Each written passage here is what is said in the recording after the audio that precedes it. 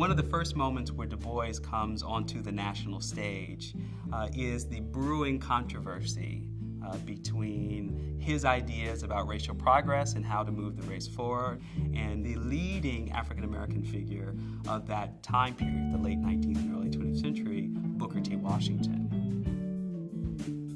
In the beginning, they agreed on many points about the importance of education and moving the race forward.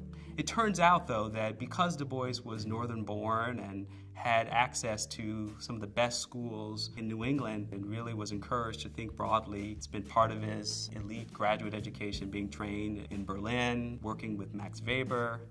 By contrast to Booker T. Washington, who was self-educated, a very gifted and talented man, but he was born as a slave. That fundamental difference certainly shaped their sense of change over time. The life that Booker T. Washington eventually led as the leading, most recognized figure of African American society meant that his expectations for what the white race was willing to do on behalf of black people were very different than of Du Bois. You could say Du Bois was a utopian idealist in some respects, and Booker T. Washington was a pragmatist, better known as an accommodationist. And so it set up an ongoing debate.